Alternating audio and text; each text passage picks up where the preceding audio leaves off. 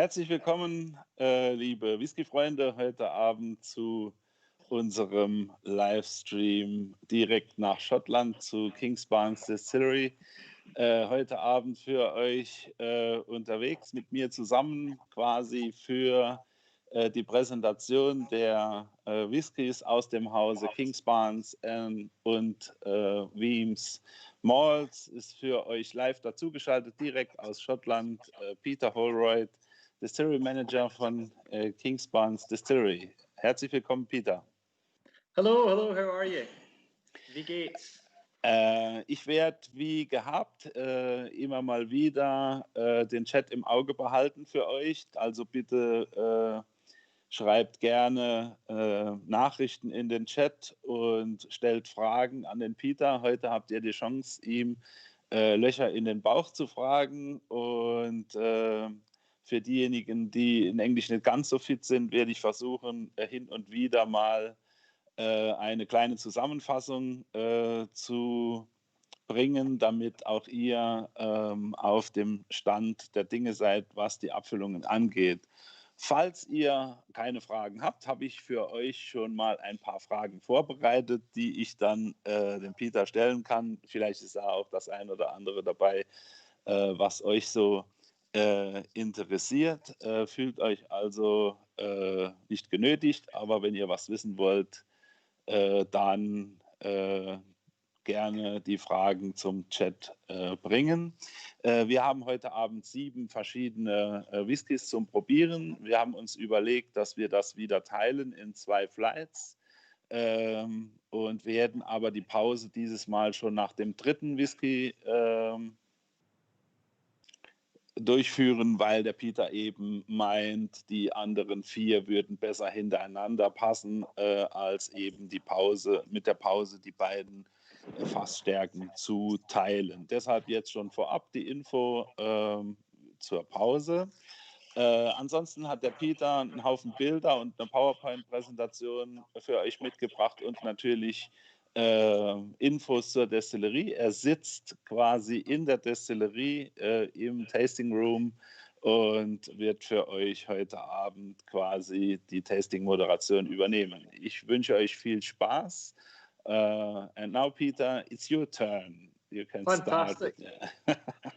Thanks a lot for the introduction, Jorg. And yeah, thanks to Dirk and everyone at Alba Imports as well for setting up this evening. I'm really looking forward to sharing some drams with you. Yeah, so my name is Peter Holroyd. I'm the distillery manager at Kingsbarns, and I'm here in the tasting room upstairs, so I'm coming at you live. And what I'd like to do tonight is I want to take you through some of the history behind Kingsbarns and Weems Malts as well, and tell you a little bit about the provenance behind these drams, what went into making them. Then we'll maybe have a little bit of a chat. Let's keep it quite friendly and formal. I'd like to hear what you make of these whiskies as well. But before we really get into it, I think Yannick is going to share just a few pictures that I've taken of the distillery and some of the production process as well. And we'll start off with Kingsbarns Distillery. I'd like to dig into the aspects that make a profound impact on flavour. What goes into making the whiskey, because at the end of the day, it's all about making something that has flavour. That's the important thing for the consumer, for all of us. So I think we can start the presentation now, Yannick, just to show a couple of photos.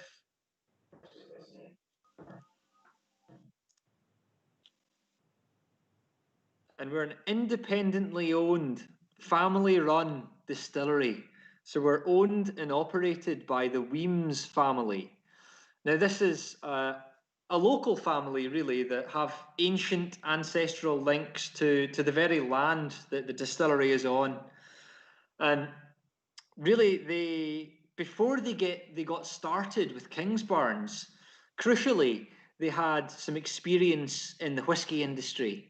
So They started Weems Malts in 2005. William Weems established Weems Malts, independent whisky bottlers and blenders, and we're going to try a couple of them this evening. So that's taking whisky from all over Scotland and blending it together so that it kind of becomes more than the sum of its parts, so that you can get some interesting flavors and aromas coming out of it. And then for single casks as well, and I know we have one of them this evening, bottling whisky from a single cask if the liquid is up to the mark as well. The family themselves, through the generations, and I think they go back about 800 years to links to this area, they've been primarily a business family, so, and a wide range of business interests, everything from avocado farming to sheep farming, to a Rimmeresque, a vineyard in France, a renewables business, property. But as I say, importantly for us, they had experience with whisky. So, as I say, in 2005, Weems Malts was established, and then it was only up until 2013 that they actually came on board with Kingsbarns Distillery here. The distillery, the original idea was actually that of a golf caddy, a guy called Douglas Clement, who drove past the distillery every day or drove past the old building every day and realised that there was an idea here for starting a distillery. And that worked very nicely with the Weems family, who were looking to establish their own distillery. You know, they already had the bottling business, but they wanted to make something that was their own for future generations. So it was really the Weems family that put the impetus into making this dream a reality. And it took quite a long time to be able to bring the building up to scratch. If we have a look at the first, are we on the first page of the photograph? Are we showing the first photograph on the screen there? Yeah. Great, fantastic. Well, I think we can go into the second photograph, the second screen there. So actually, let's go onto number 3. Let's have a look at where we are. So this is a map of Scotland, and this is actually where we're located. The distillery itself is in the Lowland region, so typically known for its light, elegant whiskies in the past, and needless to say, quite an underrepresented region back in 2012, 2013, where the idea was really born to start Kingsbarns. Everything that we're doing here at Kingsbarns, we're trying to give the spirit a sense of place. We really want to anchor what we're making to Fife, this region, this little spit of land that you see in the map there, and it's actually a really good place to make whisky first and foremost. We've got locally grown barley, so we only ever use barley that's grown locally, and it's a really decent area for growing barley. We've got well draining soil, very fertile soil as well for that spring barley. The climate here is exceedingly mild and gentle, and then we get lots of sunshine hours in the run up to harvest in autumn, when we're looking to bring the barley in from the fields. There's not very much you can put into whisky. A lot of you are going to know this. We've got malted barley, water, yeast, and then thyme in oak casks. For our water, we use mineral-rich water drawn from an aquifer directly below the distillery, directly below my feet, 100 meters down below me here. That's where we're pumping the water up, and we're using that here for the production process. We're also going to be maturing all the whiskey in Fife as well. So we're wanting Kingsbarns. We're wanting it to be screaming Fife. You know, it's all about this area. I think if we can go on to the next page there, Yannick. This is some of the team in front of the distillery. And there we've got the brother and sister duo, Isabella and William Weems, sitting in the barrel just in the middle of the page there. And as I say, family-owned distillery, and that's what's one of the aspects that's really great about it, that the family are involved in all the decisions. Isabella, one of her jobs is sourcing all the oak, so it's they're very much involved in the day-to-day decisions as well, which is great. Onto the next page there. This is just a shot of the distillery today. Now, I was saying this is an old farmsteading, so it's a couple of 100 years old, and the building before we did it up as a distillery was falling to rack and ruin. It was an old derelict building. So the aim for us really was to take this old building that had bags of potential and give it a new lease of life as a distillery primarily, but as a visitor centre, as a cafe, and somewhere nice to have drams after people come to the distillery. And we're really looking forward to being able to welcome people back as well and show people what we do. We're very proud about it. But as you can see from this photo, we're not very big. We don't make a lot of whiskey here. We're a very small distillery. We're run by a small team. So we're making 200,000 litres of pure alcohol a year. That works out to be about 34 bourbon barrels a week. So yeah, it's relatively small production. Onto the production process, I think we'll have a little look at how we get flavour into the dram. I think that's the bit that I'm really interested in. Is there anything you'd like to add at this point, Jorg? Or let's do a short break for me, please. Also, der Peter hat gerade erzählt, dass die Familie Wiems quasi Eigentümer und Betreiber dieser Distillerie ist, also Kingsbarns Distillery, und sie gehört zu keinem Konzern, sondern ist eine familiengeführte Destillerie, und die Familie hat über die letzten Jahrzehnte in verschiedene Sachen investiert. So gibt es eine Avocado-Farm und eine Schaf-Farm, ein Weinbau in Frankreich, und wichtig für die Produktion jetzt ist, dass 2005 eben die unabhängige Abfüller Wiems Malls gegründet worden ist und quer über Schottland Fässer gekauft worden sind, um eben Whisky zu lagern und dann auch als unabhängiger Abfüller anzubieten. Und in 2012, 2013 ist quasi der Gedanke entstanden, eine eigene Destillerie aufzubauen. Das eigentlich aus einem Tipp raus von einem Golfcaddy, der jeden Tag auf dem Weg zum Golfplatz an diesem ehemaligen Farmgebäude, an der Ruine vorbeigefahren ist. Und dessen Vorschlag ist quasi zu sagen, okay, das liegt so schön, da wäre es doch denkbar, eine Destillerie herauszuarbeiten. Bevor wir jetzt zur Herstellung weiterrücken und der Peter uns erklärt, wie die Geschmäcker zu dem Whisky kommen oder wie es bei Kingsbarns eben abläuft in der Produktion, habe ich noch eine Frage oder 2, 3 kleine Fragen an den Peter selbst. Peter, some questions to you. okay. Before we go to the distillery and you tell us how the flavors come to the whiskey at Kingsbarns Distillery, I would like to have some questions to your person. When do you decide to become a distiller? Okay. Good question. I really loved brewing beer when I was younger, so I did a lot of home brewing. And then I realized that there was a course, a university course that you could do brewing and distilling.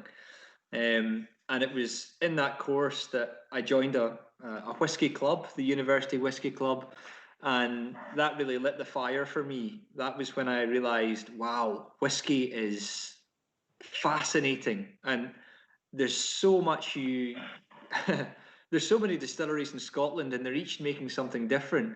It's such a deep subject, very close to my heart.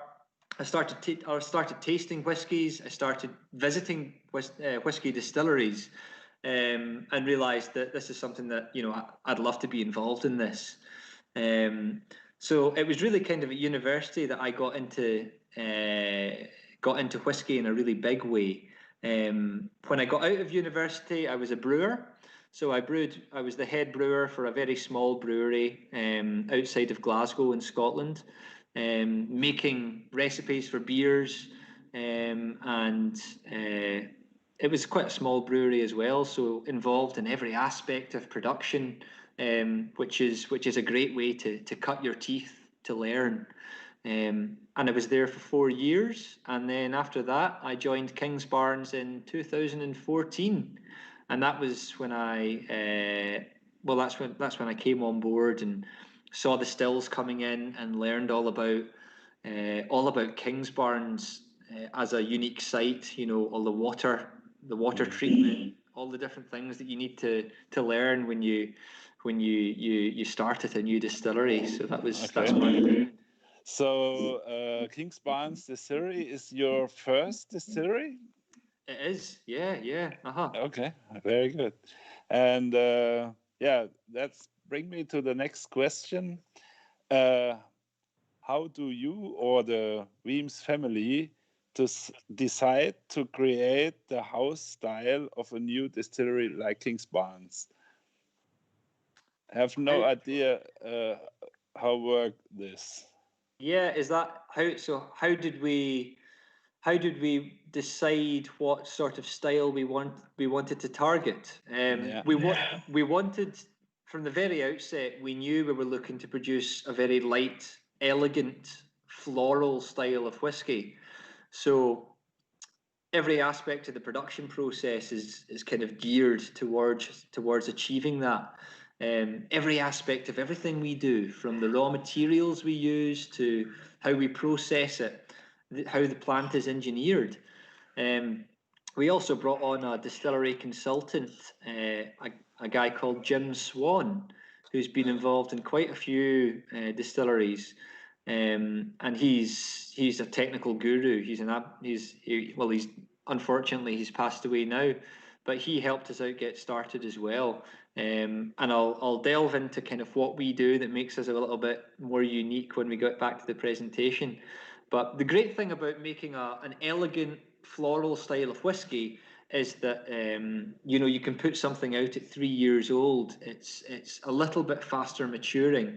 Our new make spirit's got enough weight to it that it's going to carry some age, I think. But the great thing about it is that you can put something out at 3 years old, like we have with Dream to Dram. It's a very, very honest product. We're quite open about that. But young whiskey doesn't mean it's bad whiskey. Young whiskey can still be vibrant, can still pack a punch, pack a lot of flavour. So what I really concentrate on doing is making sure that we've got as much interesting character in the new make as possible, and then make sure that we pair that with the right casks, so that there's balance there. So that's my job, is making sure that the new make spirit has got as much of the kind of rich, fruity, sort of light, elegant style character that we're looking for, and then pair that with the right casks. And that's really where the Weems family come in. That's where Isabella Weems picks the right casks to fit the work that myself and the distillers here, Gareth and Mike, very small team, that we put so much work into, is getting some style into the new make. Mm-hmm. Okay, I think now we should try the first of your elegant and fruity whiskies. Great idea. What do you think about? Great, I'm looking forward to it. So the first dram of the night, Slange everyone. Hope you enjoy.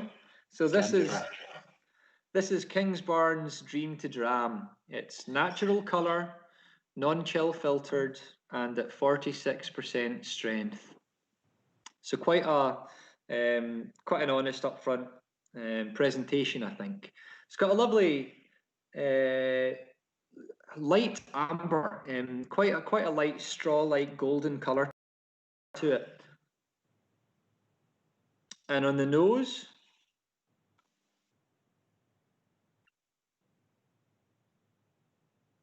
I pick up a little bit of kind of banana foam.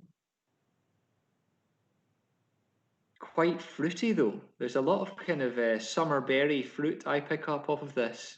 This might be a British thing, but I always get banana foam sweets, which is a sweet you get in Britain. I don't know if you get it in Germany or not, but I sometimes pick that up. Never heard of that. No, okay, yeah. But quite light, quite fruity.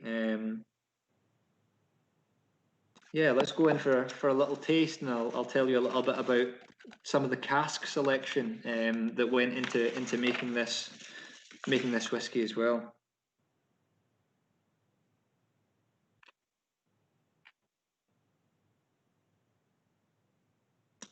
It's quite sweet up front. Definite notes of well, kind of pineapple syrup, maybe a little bit of tropical hit, which is quite nice, and a slight sour mid palate.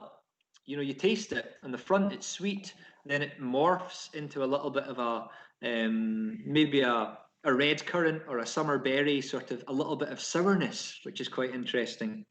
Finish, you know, this is quite a young whiskey, so the finish is quite short. It's not a very long-lasting finish, but there's a lovely little bit of ginger in there, I find, as well. Are you picking up any of that, Jorg? You get a little bit of the kind of sweetness up front. Yeah, I have these yellow fruits at the start, and then the ginger and the spice from the wood. I think it's a very good combination of both of them. The sweetness and this the spicy things is very great whiskey.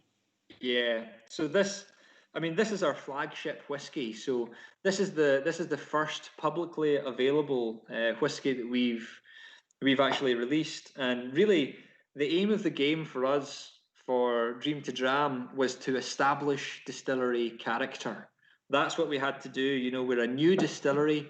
The important thing about this whiskey is we need to let people know what they can expect from us, and it's about, as I say, trying to let people know what the style of Kingsbarns is, and then a little bit down the line, that's when we start to come out with some other maturation, sherry and whatnot. But it's important to try and to let people know that this is the distillery character first and foremost.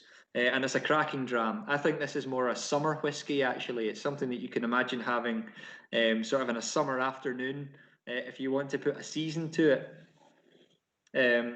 Yeah, but in terms of casks, what we use here, 90% first fill bourbon casks. So we ship bourbon casks over whole from America, all from Heaven Hill Distillery in Kentucky, and we age most of our whiskey in ex-bourbon casks.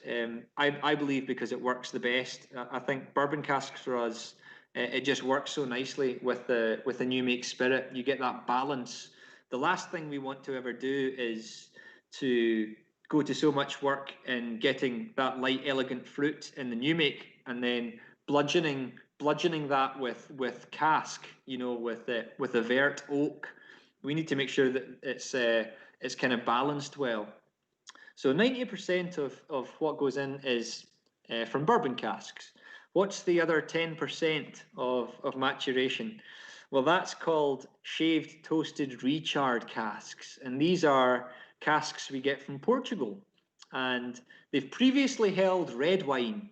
And then the cooperage takes them, they shave the inside, they very gently toast it, and then they add a lot of the shavings that they've shaven off, and they add them all in and turn the heat up, and then you get the char. And the whiskey you get out of these casks, once they've been made back up, the tops and the bottoms put back on them, is pretty ridiculous. It's really dark, it's really rich, it's really sticky. And the sort of style you get on these STR casks is what they're called. It's like plum wine. It's really quite spicy. You get a lot of nutmeg, a lot of richness to it. So 10% of the blend goes into that, and it really is the glue that holds it together. It adds a little touch of richness to the dram, which I find quite interesting, and I think it's what gives it this sort of sour mid palate. You were saying yellow fruit there, Jorg. I think that's perhaps where you're maybe picking it up from is this addition of this interesting whiskey. So bourbon's the backbone to this dram, and the shaved toasted recharred casks, that's the glue. And I mean that almost literally. It's preposterous whiskey. It's really dark, and it really does make quite an impact, even just using 10% in the malt blend there. So I hope everyone's enjoying it. It's a great dram to start off an evening with, I think. Yeah. The chat is yeah, super whiskey. It's yummy. It's mega. It's a very good caramelized aroma. The sweetness, very good. Fantastic. I'm really glad that people are enjoying it. That's good. Yeah. Let's take 2 or 3 minutes for me to do a short summary. Also als ganz kurze Zusammenfassung nochmal von mir, während ihr noch den Rest des ersten Whiskys im Glas habt. Ich habe den Peter gefragt, wie er denn dazu gekommen ist, einer Destillerie Mitarbeiter zu werden oder ein Distiller zu werden. Und er sagt, er hat angefangen damit, zu Hause Bier zu brauen und hat dann auf der Universität quasi einen Kurs entdeckt, Brauen und Destillieren, also Schnapsbrennen auf Deutsch gesagt. Und das hat ihn so fasziniert, dass er gesagt hat, okay, das macht er mal, das schaut er sich an. Und während dem Studium quasi ist er an der Universität in einen Whisky-Club eingetreten, hat angefangen, Whiskys zu probieren, Destillerien zu besuchen. Und das hat ihn so mitgenommen, dass er gesagt hat, das ist das, was er machen will. Er hat dann nach dem Abschluss quasi in einer kleinen Brauerei gearbeitet und ist dann 2014 zu dem Projekt Kingsbarns Distillery dazugekommen. Und es ist quasi seine erste Destillerie, in der er arbeitet, hat also vorher nirgends sonst in einer Whisky-Destillerie gearbeitet und ist jetzt dabei, mit der neuen Destillerie auch zu wachsen und sich das Wissen und die Expertise anzueignen, quasi mit dieser Destillerie zu wachsen und die Erfahrung zu sammeln. Ganz kurz noch ein Abriss zu Abfüllung Nummer 1. Der Dream to Dram ist quasi das Flaggschiff der Destillerie. Es ist der Hausbrand. Er ist dazu da, den Destilleriecharakter zu symbolisieren und der Welt zu zeigen, hier ist Kingsbarns Distillery, das ist unser Produkt. Und er ist unfiltriert in der Original-Fassfarbe mit 46 Volumenprozent gefüllt. Kommt zu 90% aus Ex-Bourbon Barrel from Heaven Hill in Kentucky und 10% STR Cask, also Shaved, Toasted and Recharred Rotweinfässern aus Portugal. Er hat kurz erklärt, wie das funktioniert. Die Fässer werden also quasi innen angeraut oder abgeschliffen. Die Fässer werden dann eben neu getoastet und die Späne bleiben quasi drin. Das erhöht die Oberfläche des Fasses und das gibt in recht kurzer Zeit einen sehr dunklen, sehr aromatischen Whisky und das eben mit dem Ex-Bourbon Cask zusammen gibt eben Charakteristik für diesen Whisky, A Dream to Drum. So, if you want to go on, it's your turn, Peter. Great, okay. Shall I show you how we make the whiskey? We'll have another look at the production process and some of the aspects that we take part in to try and get flavor. Very good. Great. Okay, so Yannick, could you show the next slide in my presentation? So it's just onto the production process. It's the mash tun and the wort clarity. Have we got that one up? Great, fantastic. Thank you. So on to the production process. So when you start a distillery, you don't just cobble together all the pipe work, connect the stills up, press the button, and see what comes out at the other side. Every aspect of the production process has been geared towards targeting the flavour that you're finding in your glass right now with that Dream to Dram. So that really begins with the mash tun, with the wort clarity. So what we do at the distillery, we're a batch process, and we process 1.5 tons of Fife malted barley, and the mash tun's really where we're extracting all the sugar out of the grains there. So we've already milled the malt, and we're mixing it in the mash tun, mixing it with 3 series of hot water. And I know many of you are going to know the basic production process for distilleries. Essentially what we're doing here is we're trying to extract as much sugar as possible out of the mash tun. But what's quite important is, for us, we want to make sure that that wort clarity, the wort is the sugary liquid coming out at the bottom of the tun, we want to try and get that as clear as possible. And the reason why we do that is it's basically yeast food. And if you have a clear wort, what that encourages and what that creates is quite an ester-rich, fruity style of fermentation. You are what you eat, and if you give the yeast this clear color of wort, it produces a lot of kind of fruity congeners, a lot of that elegant sort of style that we're striving to achieve. If you get a very cloudy color of wort, that's going to get more of a kind of nutty, spicy style of spirit. So that's the first stage for us, is making sure that we get a nice wort clarity. And what you can see there is Gareth checking the clarity of the wort. If we have a look at the next slide, the next part of the production process is one that's quite close to my heart and one that's kind of underrepresented, and that's called fermentation. So that's where we take that wort, that sugary liquid, and we put it into stainless steel vessels called washbacks, and we're going to add yeast to it. Now, what's quite unique about us is we're using 2 strains of yeast in every single fermentation. Not very many distilleries are doing that. Why do we do that? Well, we're using Anchor and we're using fermentus yeast. And the reason why we're using both of them is both yeasts contribute something different to the flavour profile. So Anchor yeast has been used for decades by distilleries, and for good reason. It's a great flavour producer.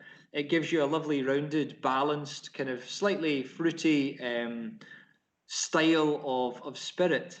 The fermentus is the other one that we use, and it is much more the fruit producer. It's the one that gives you all these top fruity notes in the dram. You can probably pick them up in Dream to Dram, almost the kind of summer berry notes. So the blend of 2 yeasts at fermentation means that we have balance and complexity in the wash before we even get to distillation. I started out as being a brewer, so I know the importance of trying to get as much flavour in to the fermentation as you can. You need to make sure that you have the character of the distillery at this stage, because the stills are only going to condense what flavour you've achieved in the fermentation. You need to make sure that you get all the character you're looking for in that fermentation, and that's where the two strains of yeast come in as a crucial aspect for us, I would say. We have long fermentations as well, so over 72 to 120 hours, and that gives the yeasts and the naturally present microorganisms that make it through the mashing process, that come in the malt husks. It gives all those microorganisms and all those yeasts plenty of time to make more flavour, more aroma. Long fermentations are going to give you kind of more of achieve more of that fruit. Again, if you have shorter fermentations, you get a different style. That's where you might get more of the kind of spice element coming through. But we're trying to give ourselves as much time as possible to let the yeast do its work. If we have a little look at the next slide, is that a slide showing yeast going into the washback, or have we seen that one already? Are we on to the stills? Great, distillation. So that's the next stage. That's great. So on to the distillation. So once we've got our wash, we distill it, and we're very traditional double pot still distillation here at Kingsbarns. So very slow distillation. So we're trying to very gently heat up that wash, and we have a very high cut point as well in the spirit. We're trying to maximize reflux, so we want the vapor rising up the neck of the still, hitting the side and coming back down. And again, that's another thing that kind of targets the kind of the lighter, fruitier sort of style of spirit. You leave behind kind of more of the sulfury or kind of weighty component of the run. And on the spirit still, we're taking a very high cut point. So we're using 8 minutes of 4 shots, and then we turn on to feints. So we take the tail of the run when it gets to 69% strength. So we're only really getting that segment of the run that we're looking for, that contains all the kind of summer berry notes that you can pick up on the aroma. And at the end of every shift, we end up with something that's 73% in volume. And then we're going to water that down to 63.5 before we fill it into casks. And I think that's where we're going to talk about casks a little bit later on, but maybe it'd be better to talk about casks when we have another dram. I don't know if everyone's maybe Very good, I think so too. Need to wet their whistle.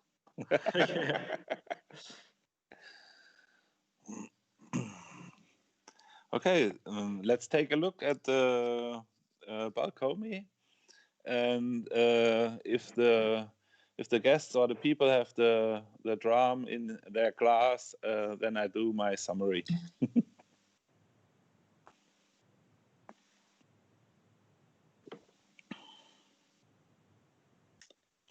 So yes, this is a Balcony. We released this just a couple of months ago. It was late last year that we released this, and it's a sherry edition. So we've matured this exclusively in ex-Oloroso American oak sherry butts. The aim of the game here, what we were really trying to achieve here, is to showcase the Kingsbarns style first and foremost, and pair it with a light wood. So if you think of sherried whiskies, sometimes kind of dark colour might come to mind. This is not a very dark whiskey, but it's first fill Oloroso sherry butts. What's happened here is that they're ex-Solera system. So it means that the sherry this Oloroso sherry has been in the casks for years, and it's taken out a lot of the tannic sort of that mouth puckering sort of style. It's taken out a lot of the harshness out of the wood. It's taken out some of the colour out of the wood as well. So when we add our whiskey to it, it's just the perfect vehicle for maturing a light style of spirit such as ours. On the nose, again, it's quite fruity. Maybe a slightly slight dried fruit. You know, the kind of squashed raisins, that sort of thing that you can sometimes pick up on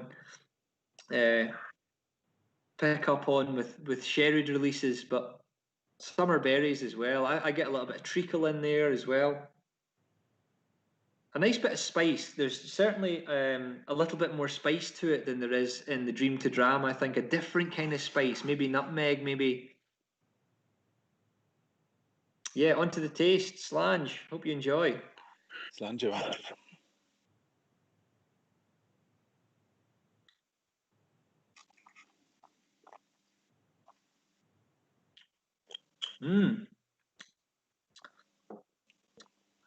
That's quite creamy as well. So actually, like milk chocolate, I think. Yeah, milk chocolate. Yeah. Maybe a little bit of kind of rum and raisin ice cream in the finish as well. But milk chocolate's a great shout. Yeah. On the nose, there's perhaps a little bit of dark chocolate as well. But you know, this is not a sherry bomb. It's not overtly sherried. You know, you can still pick up the character of the distillery, which I think is quite important. You know, you can still pick up the fruity notes that you can find in the new make spirit, and even when you stand next to the spirit safe, when the wash still comes in, you get a lovely aroma of fruit coming out the spirit safe, and you can even pick up some of that in here. It's 46% strength. Again, natural coloured and non-chill filter. And the fact that it's American oak as well, rather than European oak, the American oak is obviously maybe where you get some of the more creamy vanilla notes coming through, whereas in the European, that's where you'd be finding probably some of the more tannic, dry tea sort of notes. So yeah, Solera System sherry butts. That's what we've used for this, and we're all incredibly proud of it. It's a great addition to the distillery. I think it gives sort of a different face to the distillery. Dream to Dram's been out for quite a while. That was establishing the distillery character. Balcomi is showing people that, you know, we're doing something a wee bit different as well. Very good, great whiskey, the Balcomi. So I do a short summary for the audition. Also ganz kurze Zusammenfassung über die Destillerie. Also der Peter hat uns ein paar Schritte während der Produktion gezeigt und dabei erklärt, dass die Wort, die quasi Zuckerflüssigkeit, wenn sie mit der Hefe versetzt wird, je klarer sie vorher ist, umso fruchtiger ist sie. Und deshalb gab es eben diese Station, wo überprüft wird, wie schön klar die Wort ist, bevor eben die Hefe dazukommt. Außerdem nutzen sie 2 verschiedene Hefearten, um eben verschiedene geschmacksgebende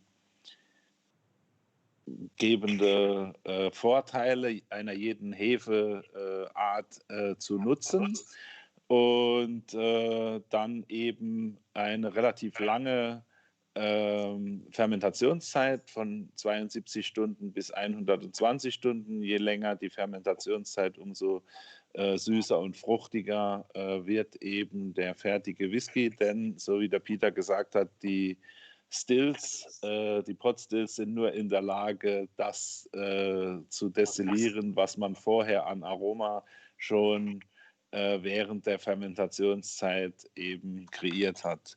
Ihr Heart of the Run, ihr Middle Cut wird geschnitten bei 69 und 63 Volumenprozent Alkohol und danach eben reduziert auf 63,5 Volumenprozent Alkohol, bevor er in die Fässer eingelagert wird.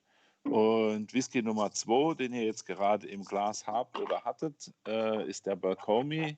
Ist erst ein paar Monate auf dem Markt, Ende des alten Jahres noch gekommen. Ist die erste Abfüllung aus dem Hause Kingsbarns mit Sherry-Fass Aromatik. Und ja, ob ihr es glaubt oder nicht, sind First Fill Oloroso Sherry Butts aus einem Solera-System. Also qualitativ sehr hochwertige Fässer, die eben diesem noch recht jungen Single Malt Whisky eben seine Komplexität und auch seine Aromatik verleihen. Ich hoffe, ihr habt Spaß mit diesem Whisky. Es gibt noch eine Frage aus dem Chat, und zwar betreffend der Größe der Stills. Peter, I have one question from the chat. How many liters are the pot stills at Kingsbarns Distillery? Okay, that's a technical one. Yeah. So the wash still is just under 8,000 litres capacity. You could put 8,000 in it, but we always go under that. And the spirit still is about 4,600 litres capacity. That's what we usually put in every charge. Yeah, it's a very balanced system. So one washback to one fermentation vessel. From that, one mash tun. All of the work goes to one washback, from one washback to one wash distillation in the wash still, and from that, one distillation to one distillation in the spirit still. So we're not chopping things up or anything. So that's the way that we run it. In terms of running a distillery, it's very nice. It's very nice and easy. Wonderful. Also, Andi, kurz zu deiner Antwort. Es gibt zwei Potstills, eine knapp unter 8000 Liter Füllmenge, das ist die Wash Still, und 4600 Liter die Spirit Still. Und es gibt nur einen Prozess, um es ganz kurz noch für alle zusammenzufassen. Ein Washback und dann ein Pot Still, ein Wash Still und ein Spirit Still, sodass nichts aufgesplittet wird in verschiedene Richtungen oder in verschiedene Anlagen, sondern nacheinander alle Schritte in dieser einen Anlage. Gesamtproduktionsvolumen, hat er zu Anfang noch erzählt, sind etwa 200.000 Liter reinen Alkohol pro Jahr. So, okay, you can go on if you want. Great. I should have mentioned with the Balcomi, it's 5 years in 5-year-old. So we didn't put an age statement on it, but being that it's 500 litre sherry butts, just a greater capacity. There's less surface area, so they take a little bit longer to mature. So we did leave it in the cask for longer, just to try and make sure that it was mellowed out properly. And Balcomi, if anyone is interested, is a local place name. So we're naming our whiskies. Again, we're trying to anchor all of our whiskey to Fife. So we're naming our whiskies generally with local landmarks, something that's kind of close to home for us. Shall we go on to the next dram, or would you like me to tell you a little bit more about the casks that we're using? Yeah, I have a question. Depending the cask, how do you select the cask without any experience of the new of the development of the flavors, because of the distillery is so young and your experience is so low? Sorry if I say that. No. How do you select the casks for your Kingsbarns Spirit? That's a really good question. So we did get a good steer when we were a little bit younger, back in 2014, 2015.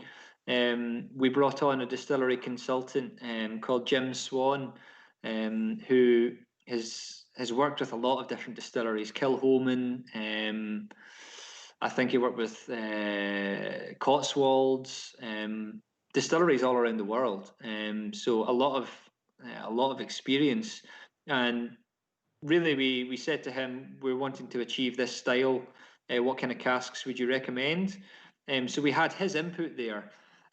But the great thing for us is that, as I say, it's a family-owned distillery. So since 2005, with establishing Weems Malts, the family have had a bit of knowledge and experience in maturation, in buying new make spirit from different distilleries and maturing it themselves. So they had almost a decade worth of experience on the maturation side of things, especially Isabella Weems, who takes the lead in. She's the one that decides what we matured our whiskey in. And it's great because you've got someone in charge of the wood policy that is passionate about it, that cares about it, and you don't have the accountant making the decisions as to what wood you buy. You're not buying cheap wood, which is good for us. Yeah, and Isabella's always been very careful to ensure that whatever casks she selects for filling, that they're the right fit to this kind of light fruity sort of Kingsbarns style. And you can see that delicate balance between wood and spirit in our releases so far, I think. But it's a very good question. You make good new make spirit, and you taste it and you think this is good new make spirit. It's got a lot of character to it. It's got some balance. It's got some complexity. You can put that into good casks, and you've got the assumption that you're going to have good whiskey. But the fascinating thing for me is we didn't know how it was going to turn out. You don't know quite what sort of curveballs you're going to get. You don't know what you're ultimately going to be ending up with. For me, for a lot of our drams, a lot of our ex-bourbon casks that I've tasted, or single casks that I've tasted, you're picking up this kind of sweet shop, wine gum, or as I said before, banana foam, but I know you guys might not know what they are. But you get this kind of sweet shop element. And that's the fascinating thing, that we didn't know how it was going to turn out. We knew we had the good raw ingredients to start out with, which is new make spirit that's got some character, and mostly first fill casks, but casks that are going to contribute something and not dominate the spirit. And it's been fascinating to see how they interact and how it turns out in getting a dram of Kingsbarns at the end of the day. I hope that kind of in a very long-winded way answers the question. My job really is making sure that we've got the new make spirit. We've got the character there at that stage, and then it's Isabella's job to pair that with the right casks. Okay. But I'm learning about the casks as well myself all the time as well. So yeah, it's a fascinating thing. Yeah, very good. So let's go to the Spice King. It's a blended malt from Weems Malts, and that helps us to understand how the different casks get together to a blended malt whiskey, I think. Yeah, no, definitely. So Spice King, so Weems Malts do a range of a main range of malts, which is Spice King, the Hive, and Peat Chimney. And that's really the core range. And the idea behind these whiskies is to not to put a distillery name on it or an age sometimes, although we do put ages on some of these for limited releases. But it's really trying to give the drinker an idea of what they can expect by putting a name to it. So Spice King is a blended malt. Now people think blend. Oh, like, oh no, that's grain whiskey. But there's not actually any grain whiskey in here. It's all malt whiskey. So there's vatted malt from Speyside. There's some Highland malt as well, and there's even a tiny little touch of Islay in the Spice King as well. But really, we're trying to get the flavour wheel, and we're trying to target some interesting flavours there, and make sure that it's balanced as well. Yeah, it's, as the name suggests, there's definitely some spice on the aroma and on the palate. A little bit of peat in there as well. So there's a little bit of peat influence that you can certainly pick up in the nose. On a personal preference, Spice King's the favourite of mine out of the three, between the Hive, the Spice King, and Peat Chimney. I really like the Spice King. It's got a lovely saltiness to it on the palate. But let's get in there with the nose and have a little nose of it. So I'm certainly picking up. Just, there is peat there, a little bit of peat, but it's not the phenolic tarry rope Islay peat. Much more of a Highland peat in there. A little bit of pepper. There's fruit in there as well, and there's sweetness to it as well. There's a little bit of sweetness to the nose. Let's have a dram, Slange. Slange.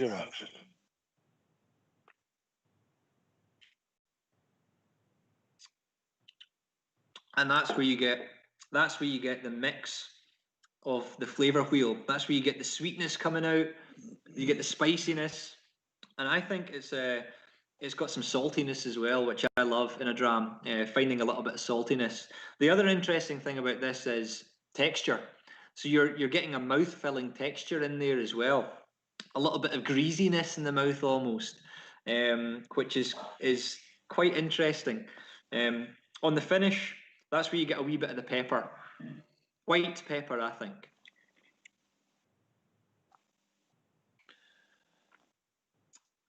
But the great thing about this is you're kind of getting quite a range of flavours, and yet it's still got some balance to it. Is it allowed for you to say which distilleries are involved to create Spice King, or do you say, like Stephen years ago, North, West Coast, Highland, Island, warm top distilled? Yes, yeah, you got that. I'm not allowed I'm not sure what I'm allowed to say on the Weems Malts front, but if Stephen said that, then yeah.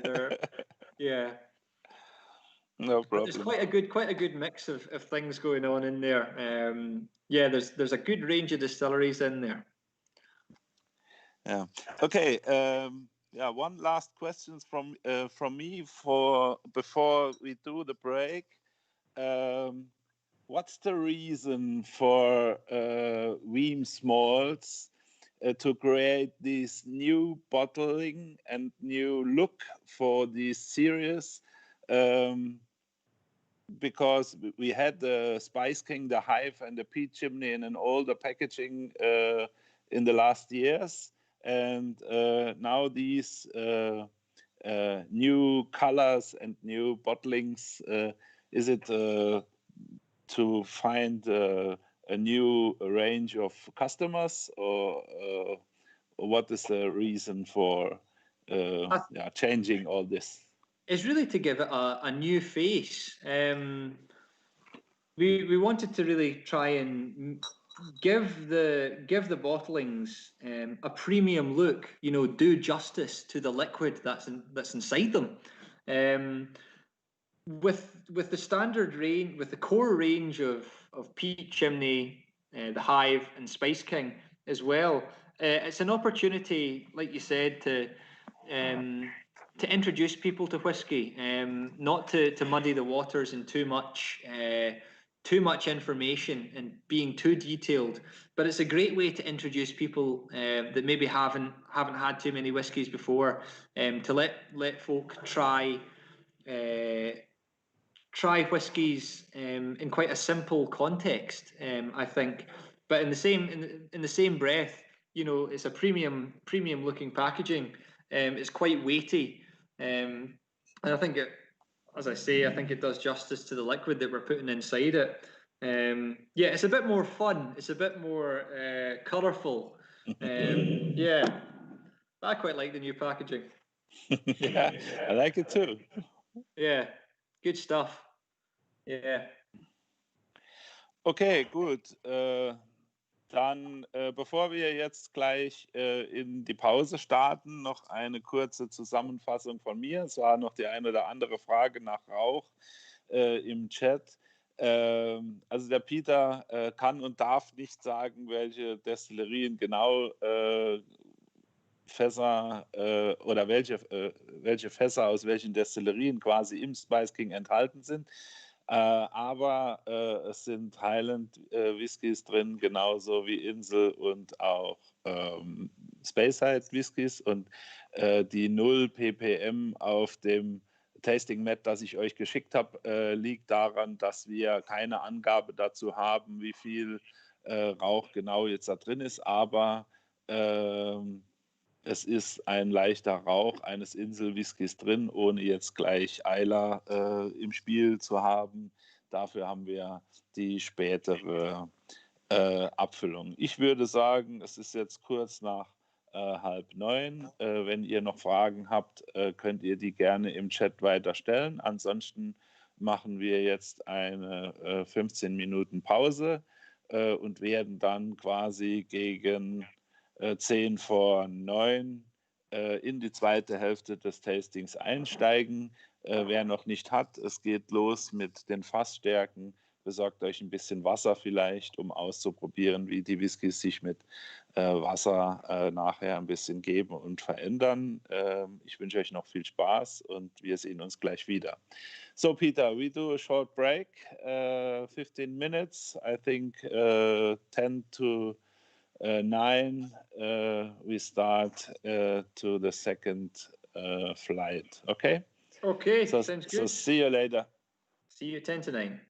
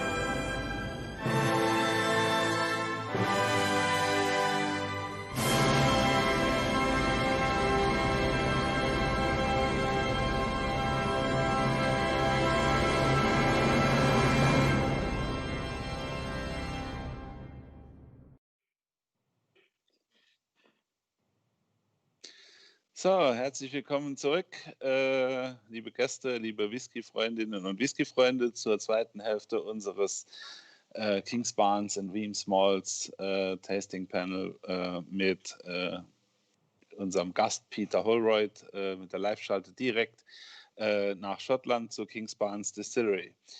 Ich habe die Zeit der Pause gerade genutzt, um die letzte Frage noch zu stellen.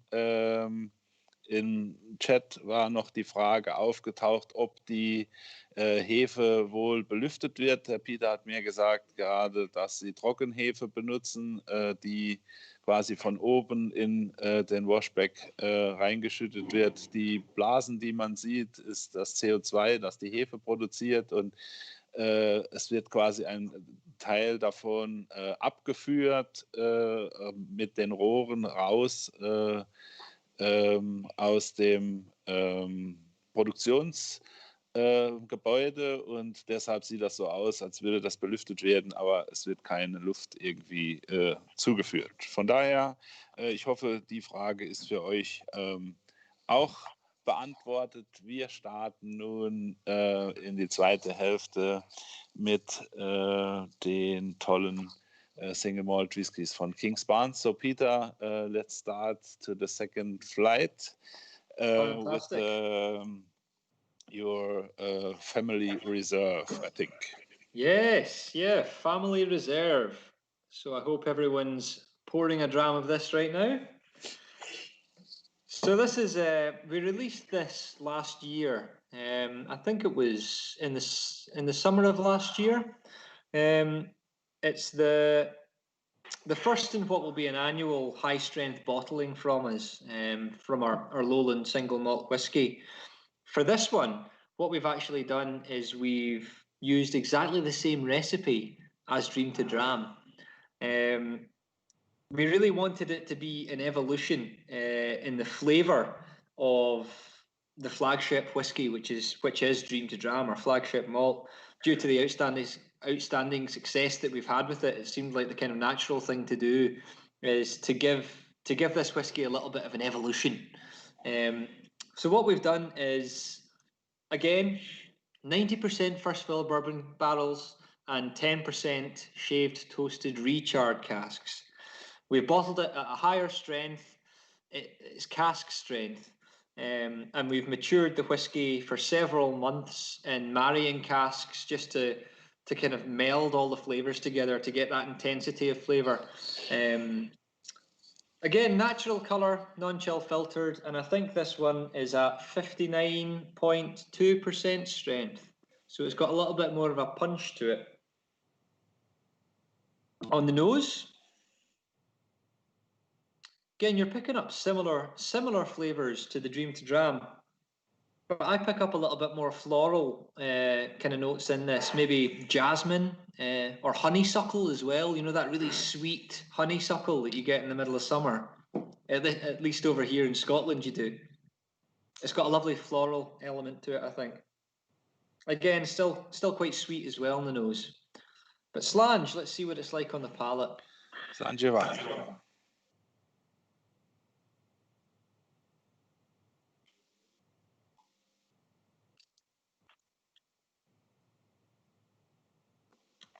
Again, it's quite sweet up front. I'm getting kind of shortbread, like sugary, sort of quite a sugary shortbread, slight cereal element to it, but wine gums as well, that sweetie, maybe a wee bit of mango. So there's tropical fruit in there. But if you've still got your Dream to Dram, you can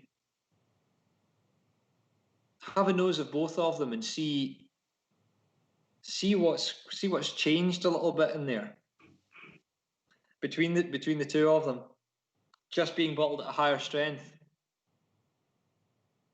This bottling really is to celebrate the fact that we're a family-run distillery as well. That's why we called it the family reserve, and it's honouring the fact that Isabella Weems she hand selects all of our cask selection. Really, she goes out to Spain, you know, and establish the relationships with the suppliers of the casks.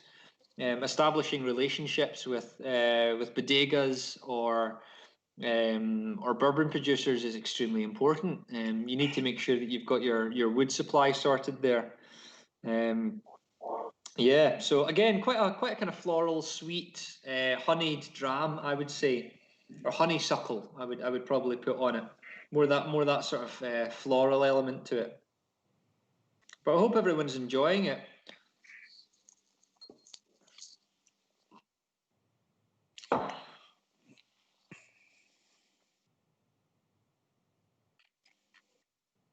Definitely got a little bit more spice there as well, just with the added, talking almost 60%.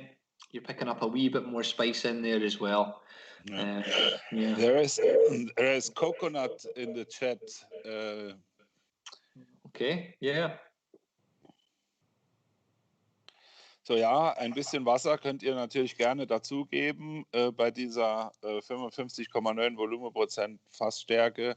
Hilft immer so ein bisschen die Geschmäcker ein bisschen nach vorne zu bringen. Die Zunge hat es einfacher quasi als bei hochprozentigem Alkohol, aber immer schön zuerst die Fassstärke so probieren, wie sie quasi gefüllt ist und dann erst beim zweiten Schluck oder beim dritten Schluck eben ein bisschen Wasser dazugeben. I have a question to you, Peter.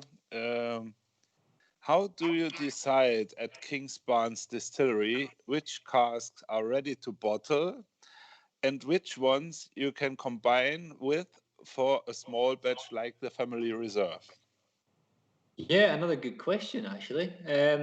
So we get samples sent out to us from the warehouse, and we'll have a look at them and check their progress.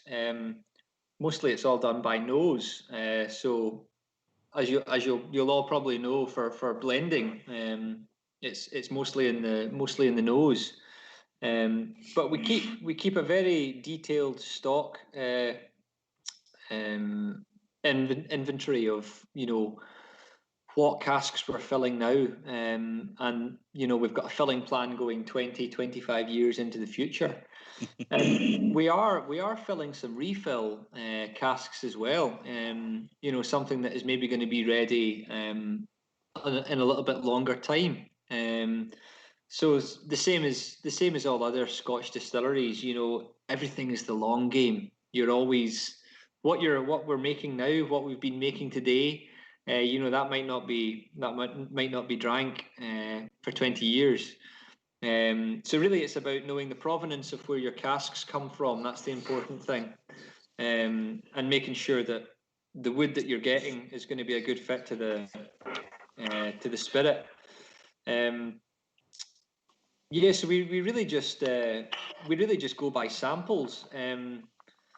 We're trying to keep it as consistent as possible as well. So we use all of our bourbon casks.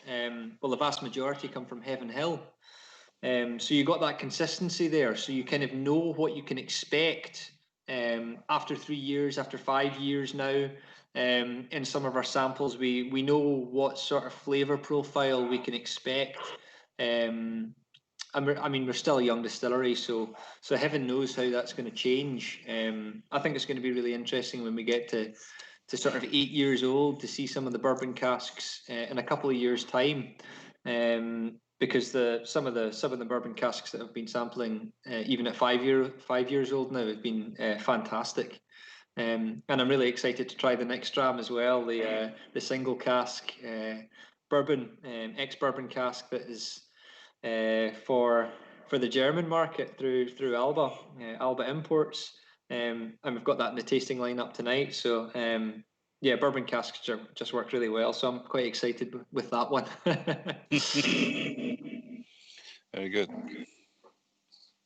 So how much of your production do you stock for a longer maturation, and how much do you plan for bottling in the next years to keep on going the distillery? Well, we definitely want to come out with something with an age statement later on, maybe perhaps a 10-year-old. We want to have enough stock to make sure we can bring out a 15-year-old, a 20-year-old. So we are looking ahead. We generally do 2 or 3, sometimes 4 bottlings a year, because it's very important to establish the distillery as well, and let people know about us. So, you know, we need to make sure that we can get Dream to Dram and Balcomie into all these important markets for us, to establish the brand. You know, we're a new distillery, so it's important for us to keep bringing out the products that are important for us, which at the moment obviously is Dream to Dram first and foremost, but Balcomie now as well. That's another string to our bow, which we can bring to people for tastings like tonight. So we're definitely looking to the future to make sure that we've got enough stock to cover ourselves, that we can put out a 25-year-old whiskey in the future. Yeah. Yeah, very good. And how much percent of the production, or is there from year to year, depending from year to year? Oh, I'm not sure as to exact percentages of production. I'm afraid no. I can tell you that we're filling a lot of different cask types. You know, we know what kind of casks work for us. With these shave toasted recharred, with these old Oloroso sherry butts, and with the bourbon casks. But we're maturing our whiskey in 20 different types of casks now. So it's important to be forward looking as well, to be progressive and dynamic as a young distillery. But in the same breath, you know, we need to make sure that we're honouring our commitment to making sure that we've got enough stock for this. And of course, sales figures all play into this as well. You know, how much are you selling into every market? Sure. Yeah. Okay, very good. Let's take a look to the single cask bourbon. So we can have a nose from both of them, the family cask or family reserve and the single cask.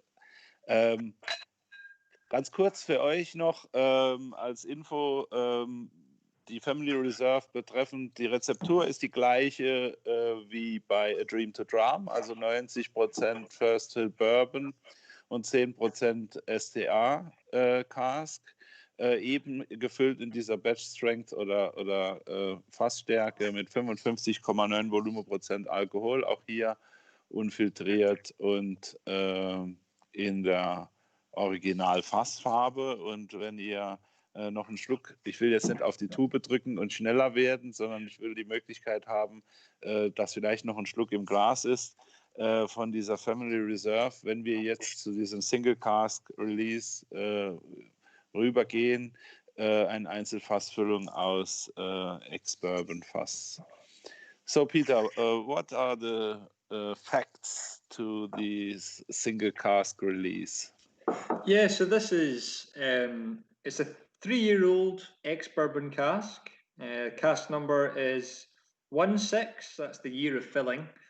10, that means wood type. 10 for us is bourbon, and 747. So that's the actual cask number itself.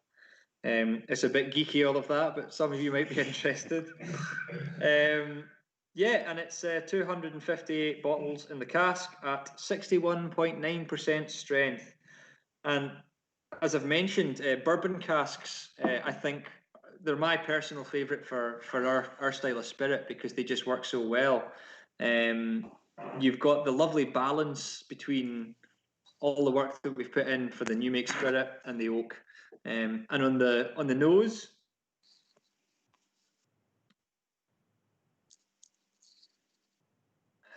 lovely and fruity. I'm picking up a tiny wee bit of marzipan there as well.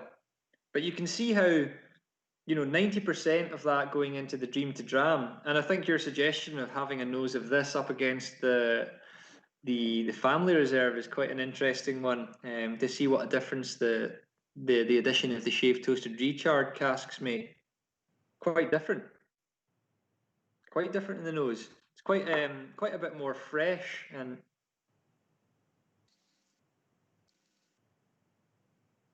maybe a wee touch of melon in there as well. And that's the fascinating thing about single casks, is that they all have their own personality. You know, they all have their own little quirks, if you like. Even though it's sort of in the same, they're all in the same family of flavour, you know, it's all quite similar. There's little differences there in single casks, which is what makes them so interesting, really. Tropical fruit as well, but let's have a little taste.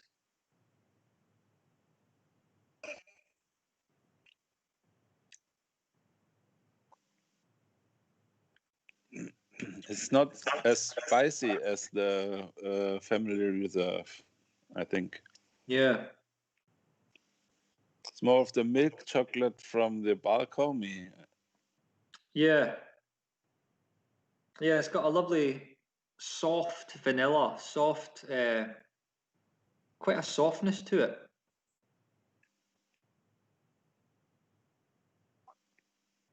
Maybe a bit of like Danish pastry as well.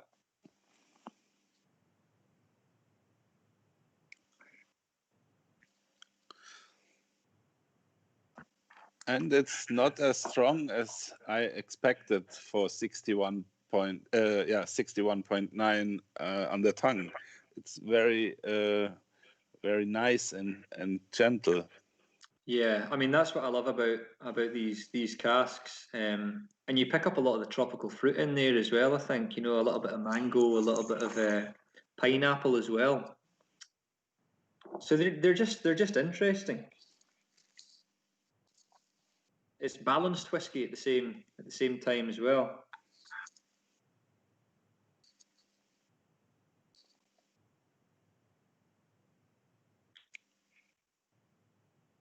Gonna try a tiny wee touch of water with this. I don't know if you usually add a tiny wee touch of water in sometimes. Yeah, with the cask strength, I try at the second or third sip, I try a little bit of water.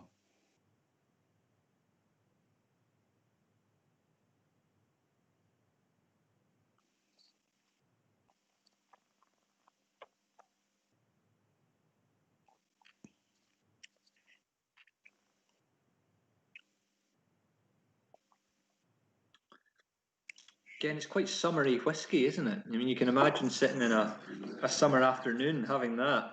Yeah, very good.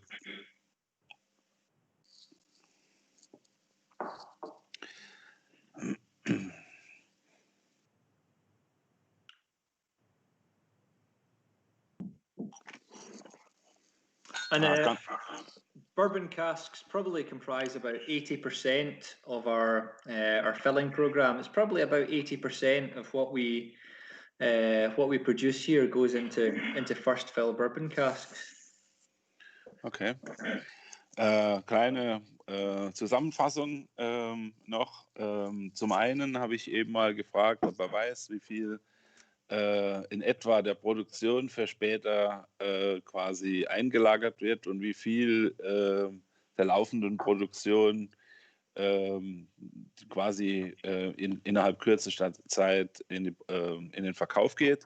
Dazu wollte er sich nicht wirklich äußern. Er hat nur gesagt, dass natürlich Whiskys abgefüllt werden müssen, damit die Destillerie in den gewünschten Märkten auch bekannt wird und eben auch vorrätig bleibt. Aber sie haben vor, Whiskys mit Altersangabe zu produzieren, je nachdem, wie viel Menge eben noch übrig ist, vielleicht einen 10 Jahre, 15 Jahre oder 20 Jahre alten Whisky. Was er uns aber verraten hat, ist, dass sie mit über 20 verschiedenen Fassarten experimentieren zurzeit. Also nicht nur das STR-Cask, das Sherry-Fass und das Bourbon-Fass, sondern eben 20 verschiedene andere Fasstypen auch. Und als Info zu dem Einzelfass Bourbon, das ihr jetzt im Glas habt, da ist also eine Fassnummer drauf. Die beginnt mit 16. 16 ist das Produktionsjahr, dann kommt eine 1.0. 1.0 steht bei Kingsbarns für Bourbon Barrel und dann eine 747, das ist eben die Fassnummer bei Alba Import hat das so den Namen Boeing 747, das Einzelfass. Das war auch so ein bisschen Gag an der Geschichte hier. 2019 abgefüllt, 258 Flaschen im Fass und 61,9 Volumenprozent Original Fassstärke, auch hier wieder unfiltriert. Das so die Infos zu dieser Abfüllung.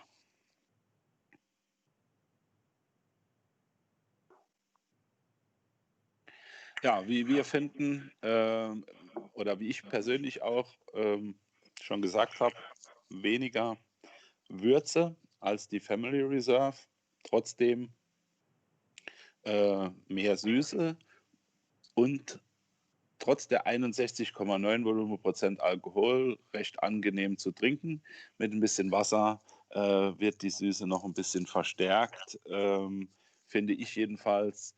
Und das Ganze ist noch mehr in Richtung Karamell nach vorne gebracht, wenn ein bisschen Wasser dazu kommt. Wie gesagt, wenn ihr Fragen habt aus dem Chat raus, dann bitte noch Fragen stellen. Next one is a Weems bottling. So I don't want to get faster and faster and faster. It's just for me the time to ask some informations about Weems as independent bottler during we are tasting the both Kingsbarns cask strength. So you can use the time to give us some information about Weems malts if you want in that time. Yeah, of course, yeah. So as I say, it was really established in 2005 by William Weems primarily. Having been in the wine business with Rimmer-esque wine, a premium vineyard in France, William's father actually started that, and having a bit of knowledge with the wine production and making quite interesting both white and red and rosé wines. And it's a beautiful vineyard. I went there 2 years ago, and it's a gorgeous place. And yeah, they sell our whiskey at the vineyard as well. It's a nice link up there. So in terms of Weems malts, what we're looking at here is it's going to be it is a version of a single cask. Most of what they do is single cask from malt distilleries, and it's really picking out.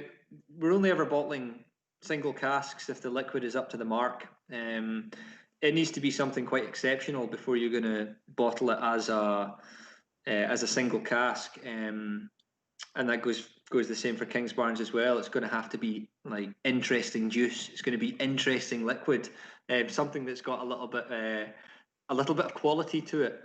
A lot of quality to it. Single cask whiskey here, interestingly, is from a grain distillery. So this is from Invergordon, which the distillery itself, and I know we'll get into this, but it has a staggering capacity. I think it's 40 million litres of alcohol per year. So it's something quite different. But then with Weems malts, what we're trying to do with the core range is introduce people to whiskey, and all the time try and make it balanced for any of the blended malts. Make sure that they're balanced whiskies, and that they've got some character to them, and then explain the character with the name. Peat Chimney, as we're going to go into, or like we've had with Spice King. And it's something that if you want to, you can mix them as well. These are decent drams for mixing if you want to do that. I never usually mix my drams. I mix my dram with I never usually have any mixed cocktails with whiskey myself, or not often. But it's something that you can certainly do. With the Invergordon that we're going to taste here, It's from a sherry butt. There was 493 bottles, and it's 31 years old. It's quite a nutty one. I know we'll get into the aroma in a wee moment or two. Should we have a? Are you wanting to get into the dram just yet, or are we still sipping the Kingsbarns? I think we wait some seconds for this one. I have a question to you, Okay. depending Weems, malts. Is it your job to run the distillery, Kingsbarns, or are you also a part of the tasting panel for Weems malts single cask bottlings? No, so my job primarily is running the distillery here. I have helped out on occasion with. I remember bringing, because Charlie McLean helps us, the whiskey legend. He helps us out. He chairs the tasting panel for us, and we run samples by him. So several years ago, I took a box full of whiskey samples from all over Scotland. There was all sorts in there, Clynelish, Invergordon, Glengarry, Bowmore. So, I mean, it's like a kid in a sweet shop seeing all these. And it was about 30 odd different whiskies. And I remember taking them across to his house and trying to get notes from him as to this whiskey needs a bit longer in cask. This one's fantastic. Bottle it now. So that was really good. That was really good fun for me. And I think it was one of the first times I've met him as well. So I don't usually help out with any tasting notes. I mean, that's Stephen Shan's forte. Stephen, so he really cheers the panel along with a good team of folk across in Edinburgh. He's the whiskey blender, for Weems malts. So my job, no, I'm usually here at the distillery, but I'm lucky enough to be able to see some of the samples of Kingsbarns coming through, and seeing how the stock that we're maturing, how it's coming on, and how it's getting kind of turned around by the casks as well. Yeah. So the casks from Weems malts are not maturing in the warehouses at Kingsbarns Distillery. No. We don't actually have any warehousing here at the distillery. It's matured. It's about 15 miles away or so, but still in Fife. Yeah. And the cask from Weems malts are also there, or is it a different? We've got some there, yeah, but I mean, a lot of them are all across Scotland. Okay, all over the place. So I know it's a nightmare for our stock manager for stock control finding these things, or asking for a cask sample that's at the back, at the bottom, just 8 rows in. Like he's not very popular with the distillery sometimes, I think. Okay. So then let's start with the Invergordon.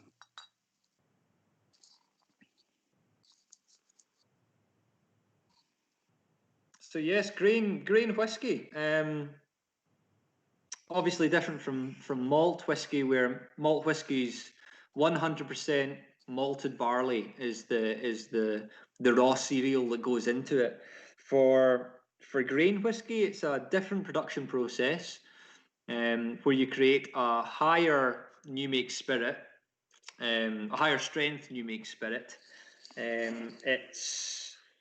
You're making it out of mostly maize or wheat, and that kind of depends on the distillery at the time. I know a lot of it depends on cost of cereal as well. So I'm not sure whether this particular dram was made out of wheat or maize, but there's a little bit of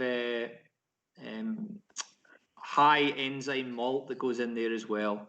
So they're not allowed to add any artificial ingredients like enzymes that are going to give you a lot more alcohol, a lot more efficiency. there's still laws in place governing how you produce grain whiskey here. As I say, Invergordon is based up in above Inverness, and it's a large distillery, giving you a very high strength new make spirit. I think it's about 94%, something like that. So a lot of the congeners that you're going to find in new make malt spirit are not going to be there. This is much more a very pure ethanol that's coming out the end of the still.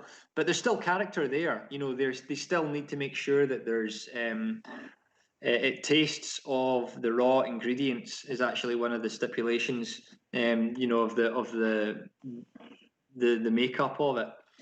So aged in a butt for 31 years. So this is quite a hefty bit of age on it, and on the nose.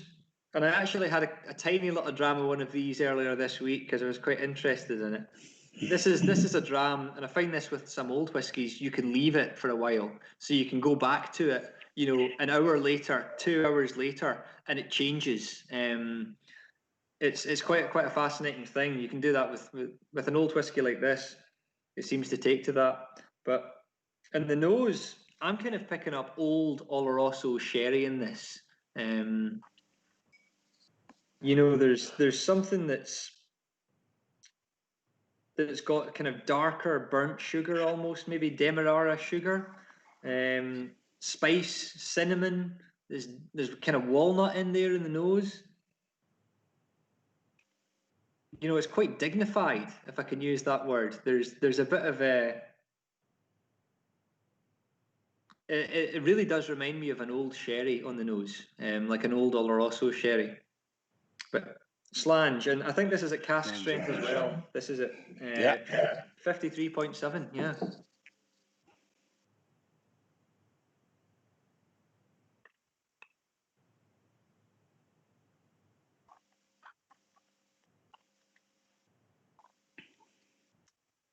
Wow, there's a little bit of bitterness to it, like maybe orange rind. There's a little bit of dark chocolate, but I think you can pick up in the nose a little bit of grain as well, and I mean grain spirit. You can pick up that sort of sugar, like icing sugar, or like carrot cake icing, something like that. Grain whiskey's got quite an interesting nose to it. And I know we've got quite a few of these Invergordons because Weems Malts have released quite a few old Invergordons, both aged in sherry butts and in bourbon barrels. And some of the bourbon barrel Invergordon is something else, and a lot of it's from 1988. So there's a question in the chat. Turns on a Dame is the name of this bottling. What does this mean for? Is it the chocolate Dame, or what do you think? I would have to ask Stephen that one. I've got no idea. Okay. I think it's probably a pun of both of those things. The other one that you didn't quite say. I think it's probably a pun of both of them. Some of the names can be quite interesting that the bottles get called. Yeah, it's a bit of good fun. Okay, and the second one, why are some casks better than others, filled at the same time or the same day with the same spirit? And how fast can you see that difference? Wow, I think if I knew the answer to that question, I'd be high up in the Scotch Whisky Association or something. But honestly, that's one of the beauties about Scotch whisky, is that there's mystery there, that nobody knows quite why. It's a mixture of science and art.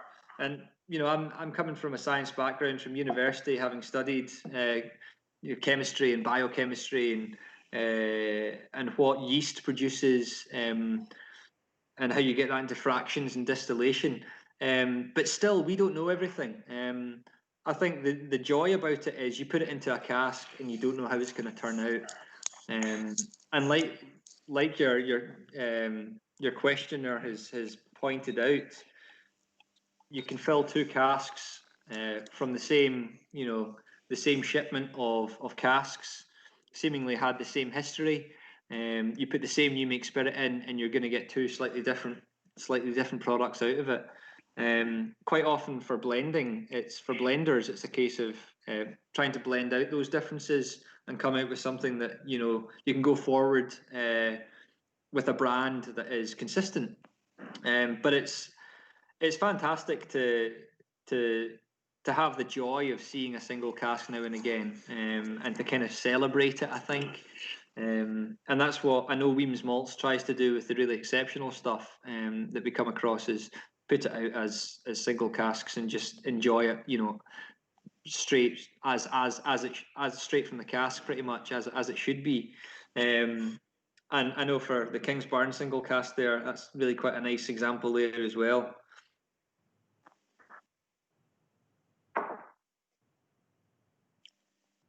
Ja, also ganz kurz zu den Fragen aus dem Chat und zu der Abfüllung, die wir gerade im Glas haben. Peter hat keine Ahnung, wo der Name herkommt und ob es mit dem Schokoriegel zu tun hat. Dazu müsst ihr den Steven fragen. Steven Shand, der eine oder andere von euch, hat ihn kennengelernt während unseres Weems Tasting Panels vor 2 Jahren hier in der Warnperle, als es noch Live-Tastings gab. Und die Frage von Mario,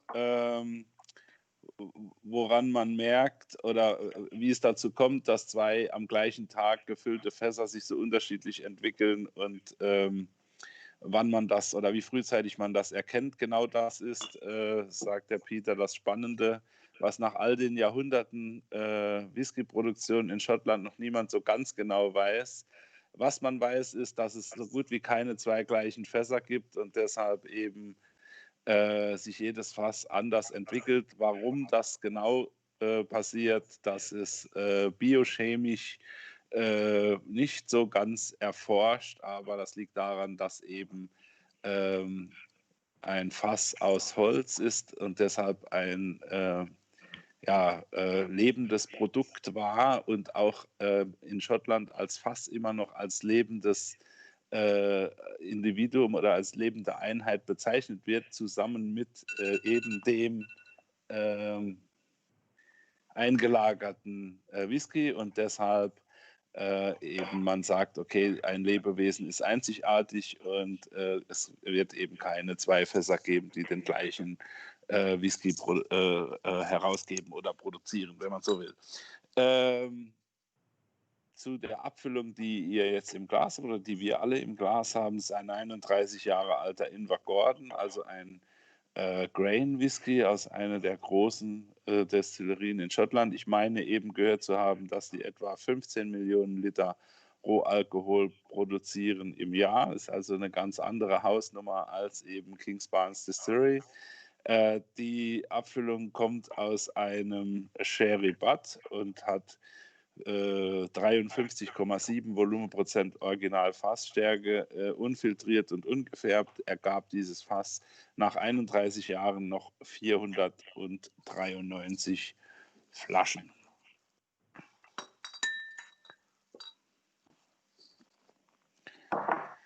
Ihr könnt ein klein bisschen auch hier, ein klein bisschen mit Wasser spielen, wobei für mich persönlich dieser Grain in der Original-Fassstärke am schönsten rüberkommt. Er hat eine wunderbar kräutrige Nase und dann ganz viel Schokolade. Von daher finde ich die Frage nach dem Schokoriegel im namensgebend doch sehr berechtigt. Ist ein, wie ich finde, toller Whisky, auch für diejenigen, die Single Malt Whiskys, den Grain Whiskys vorziehen.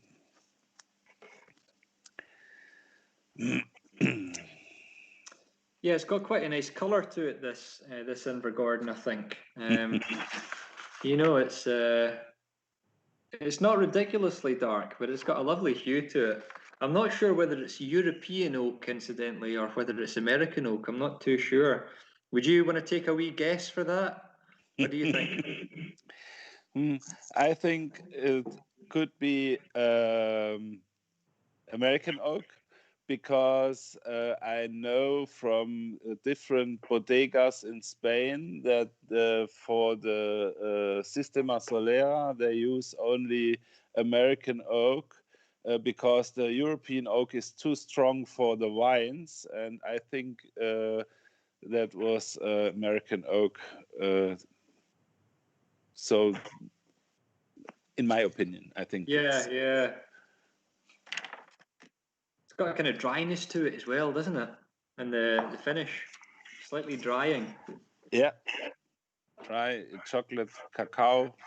Yeah, cacao. That's a good flavour for it. The unsweetened baking cacao. So, and that's, I think, it's what you feel that dries your tongue. Yeah. There's something that's extremely high percentage chocolate in there, definitely.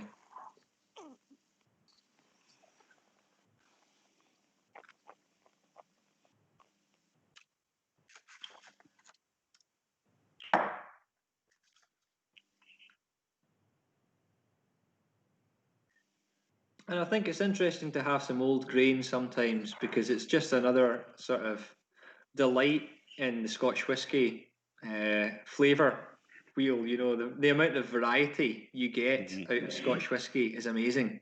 When you consider all the distilleries that we have, and grain's just another fantastic thing to get into, really, isn't it? There's no other spirit product in the world this range of flavors and nose and all these history and different cask types and all these stuff. Very great to explore these spirits. Yeah, no, it's endlessly fascinating, definitely. Yeah.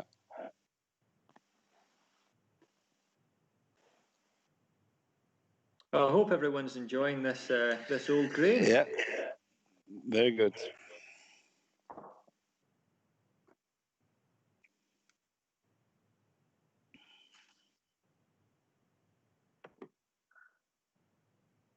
They love it. These single cask, yeah. And I think you've put on quite a good range tonight as well. You know, we're talking about the variety you get in Scotch whisky. We've got everything from quite a light, lowland, fruity style of malt with Kingsbarns, obviously, going into Spice King, which has got some island and highland malts in there. Something with a wee bit of, obviously, spice, but peat as well. Then we're going back to Kingsbarns again, but upping the strength. So the big brothers, really, of Kingsbarns, with the family reserve and then the single cask. I love that single cask, by the way. And then we've got grain as well. Grain whisky, something that is often quite, you know, it's left out of tasting. That's sometimes put aside as well. That's mass produced. It's just blend packer, is what some people think of it. But it's great to see an example of that here tonight. Well done for getting that bad boy on the list. And then the final one as well, which I know we're about to have a little look at in a little while, once everyone's enjoyed their Invergordon, and take your time with that because it's a beautiful dram.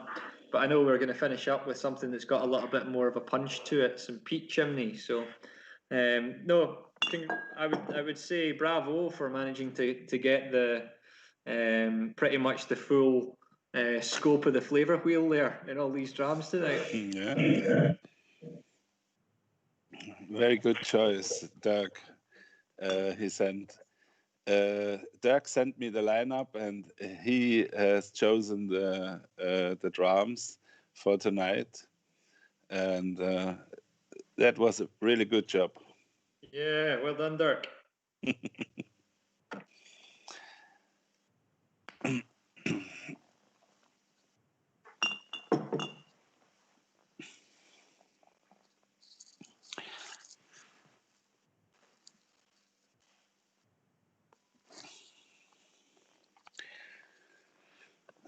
Ja, also um die Frage nochmal genau zu beantworten, warum heute ein Ingvar Gordon sich verirrt hat in das Kingsbarns Line-Up.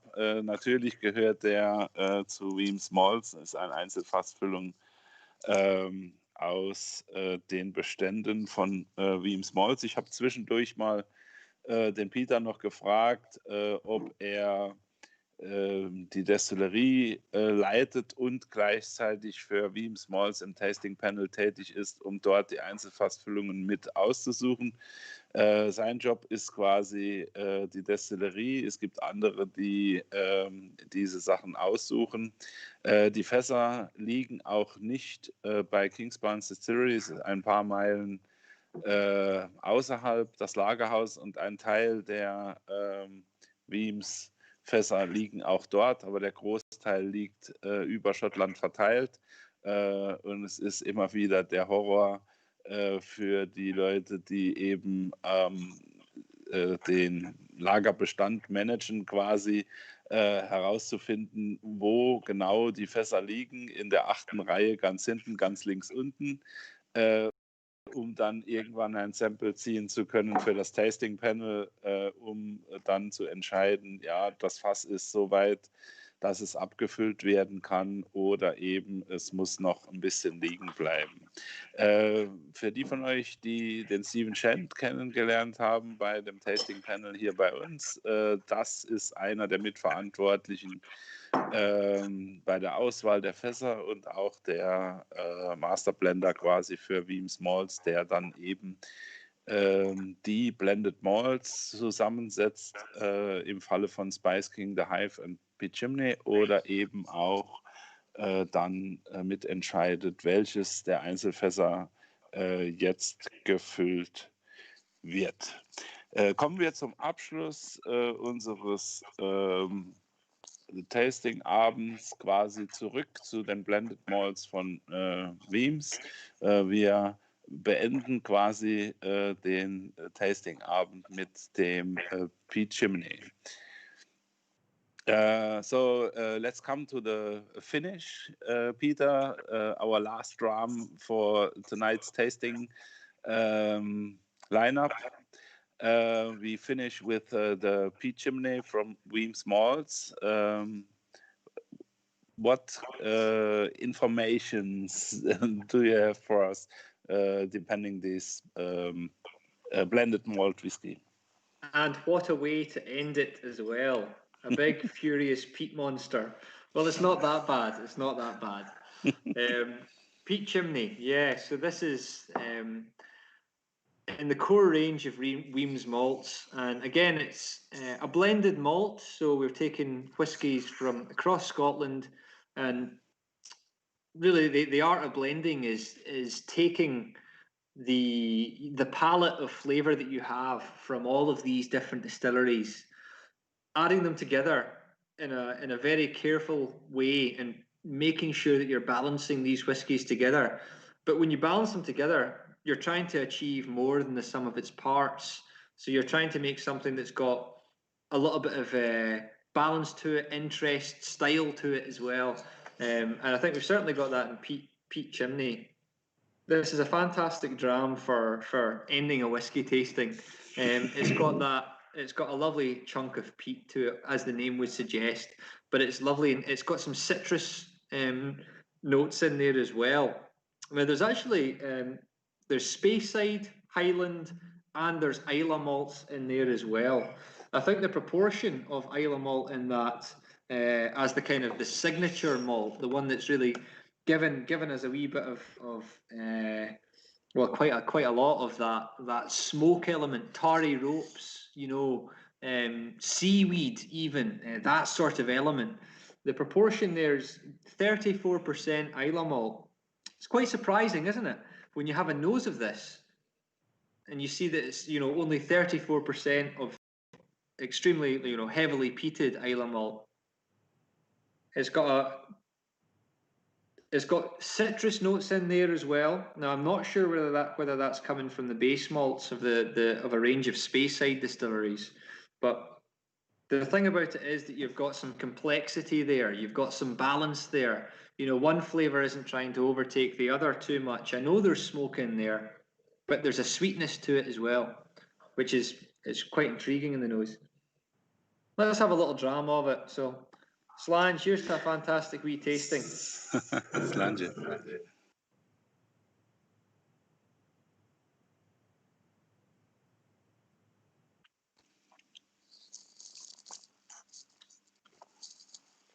It's been a while since I've had this one, actually.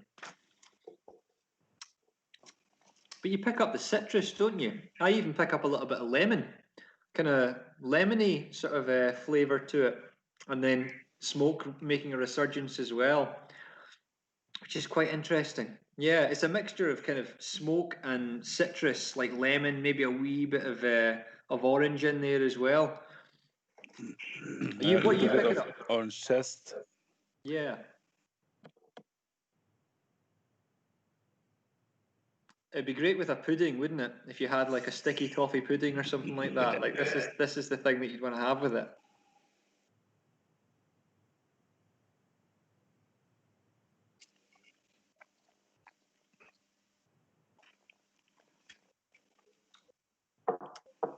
Again, 46% non-chill filtered. So we're trying to retain the texture that's going to be naturally present there from some of the distilleries that they give you a little bit of mouthfeel, which is very important. I think if you have that in whiskey, keep it there. Don't chill filter it out. Probably more so in the spice kind than in this one, but a little bit of texture there.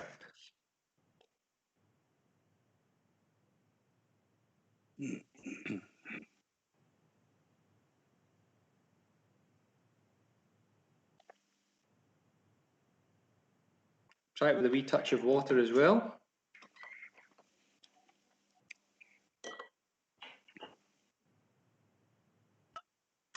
In terms of the makeup here, of the blend itself, so we've got 58% vatted spey malt. So vatted malt means that it means that it's came from several casks and it's been put in a tank, mixed up, and then put back into casks again. So there's going to be a range of different Speyside malts in there, but that's 58% is actually Speyside malt there. And there are some distilleries that do peated malt in Speyside. I know Speyside isn't known as a peated region. I'm not actually sure if any peated malt from Speyside goes in there. I really think that the big chunk of smoke influence you get from that is from the Isla segment that goes in. So that's 34% from the Isla, heavily peated Isla malt, which is going to give you the smoke flavours, obviously, as the name would suggest. There's support malts in there as well, so that's just a touch of something different. There's only 4% of Highland malt and 4% of peated Highland Island malt. So you've really got quite a range of distilleries in there. And it's really the art of the blender to make sure that all balances out, that one flavour doesn't overtake and overdominate.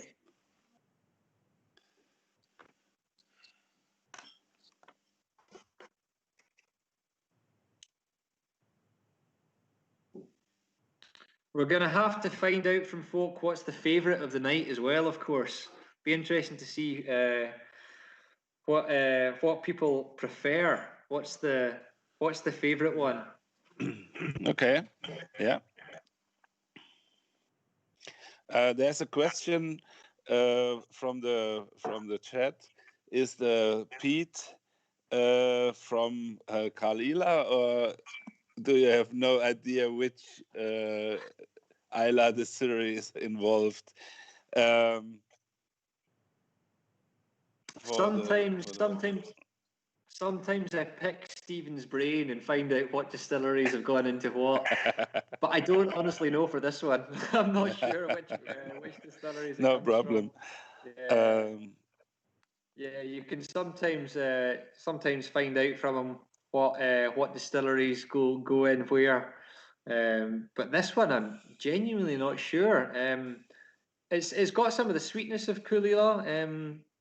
Equally, I think it could even be Lagavulin. You know, it's if you're talking 34% going in there, then that's where you maybe get that sort of iodine tarry rope, because you know there's seaside to this as well, isn't there? There's a little bit of coastal, I would say, coastal element to the nose and the taste. Which, I mean, you get in a lot of Isle of Drams. You know, it's an island, and it's famed for making peaty whiskey, which is often thought of as being maybe a little bit saline, a little bit salty. So yeah, but to answer the question, I've got no idea which one's going this one. Also zur Frage, ob es Kalila ist oder nicht, kann der Peter wieder leider nicht sagen. Er hat da keine Ahnung dazu. Er bittet euch aber, falls ihr Lust habt, mal ein Statement abzugeben, welcher der Whiskys heute Abend euer Lieblingswhisky war. Oder vielleicht, wie der Jörn das schon getan hat, so eine kleine Reihenfolge mal zu posten, damit er einen Eindruck hat, was so eure Geschmackslinie war heute Abend, was euch am besten gefallen hat.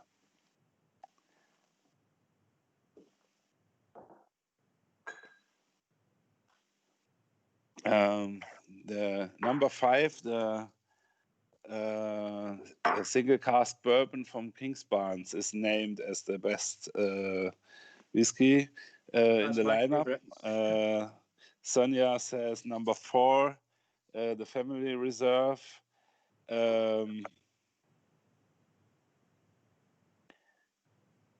It's good to see people picking Kingsbarns. I like that. I can get on board with that. Claudia said Family Reserve, and then the Invergordon, the bourbon cask, single cask, and then the peat chimney. Matthias says the Dream to Dram and the Invergordon. Alfred said the Balcomi and the Family Reserve. Pascal said the Family Reserve and the single cask bourbon. Then Henning said Dream to Dram as the best one. So the Kingsbarns malts are in the front of the tasting panel, I think. That's what I'd like to hear, Jörg. That's good. Yeah. So, what's your favorite one? Your Lieblings whiskey? Mein Lieblingswhisky, or my favorite one, is the single cask bourbon tonight. I love the Dream to Dram, and I tasted the Balcomi for the first time tonight. But this bourbon single cask is really my favorite. It's a very, very nice whiskey. Great. So, falls ihr noch Fragen habt, könnt ihr gerne noch losschießen damit. Ansonsten sind wir am Ende unseres Tasting-Streams heute Abend angekommen. Es hat großen Spaß gemacht. Thank you, Peter, for being with us tonight. Thank you for the plenty informations about Kingsbarns and Dream Smalls, and I hope we can see us here at my place in future for live tasting, maybe. I love that. Yeah. Or we do whiskey tours with the Whisky Club once a year to Scotland. Maybe we can visit you at Kingsbarns Distillery in one of the coming years. This year we go, if we can. This year we visit the West Coast in the Highlands, including Skye, but in future we will visit Kingsbarns too. So maybe we see us again live or as a tasting stream. Thank you very much for being with us tonight. There are no more questions, but the prices. Also, ihr wollt noch die Preise wissen natürlich für die einzelnen Abfüllungen. Vergesse ich immer gerne. Danke fürs Erinnern. Wir sind gestartet mit der Nummer 1, dem Kingsbarns A Dream to Drum. Der ist 45 €, die 0,7.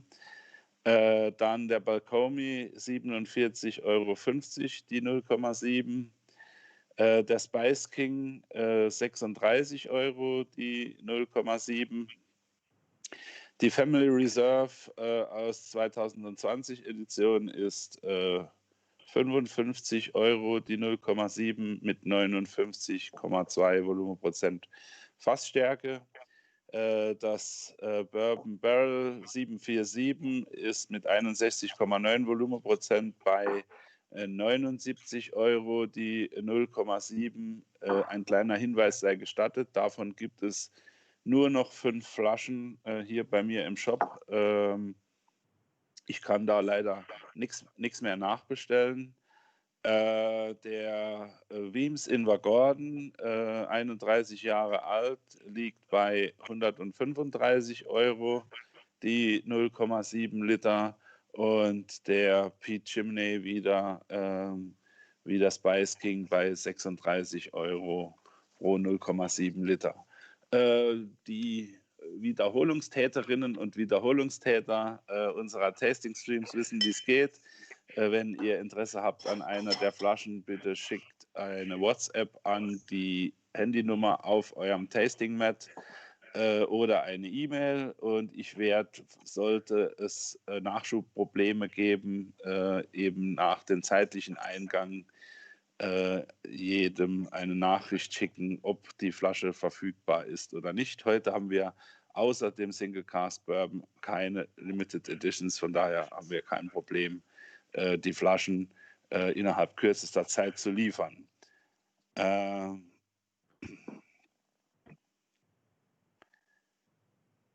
Good, okay.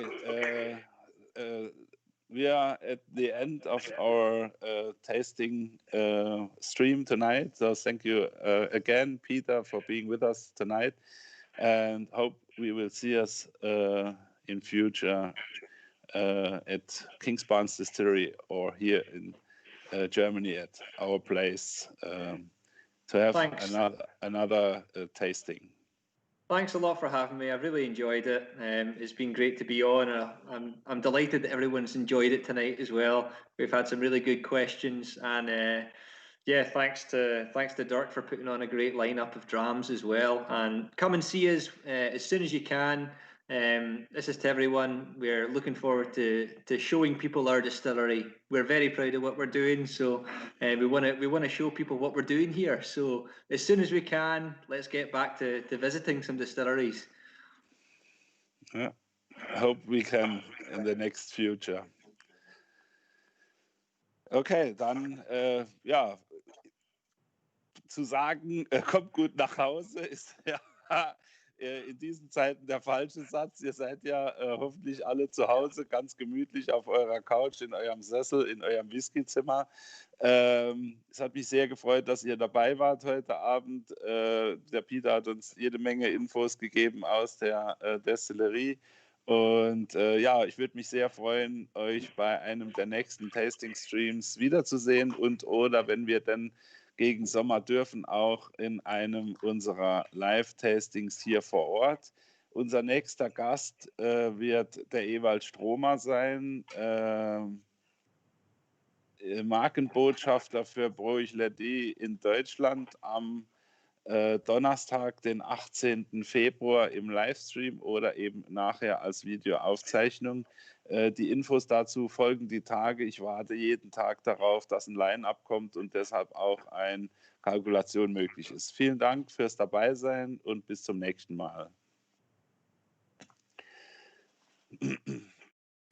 Well, I'm not the kind to kiss and tell, but I've been seen with fire up. I've never been with anything less than a 9. So fine, I've been on fire with Sally Field, gone past with a girl named Bo, but somehow they just don't end up as mine. It's a death-defying life I lead. I take my chances.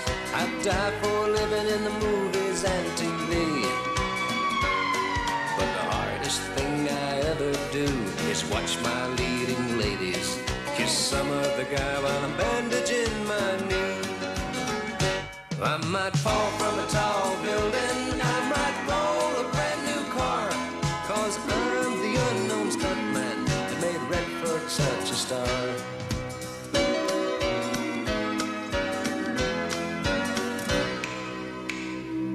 I've never spent much time in school, but I taught ladies plenty.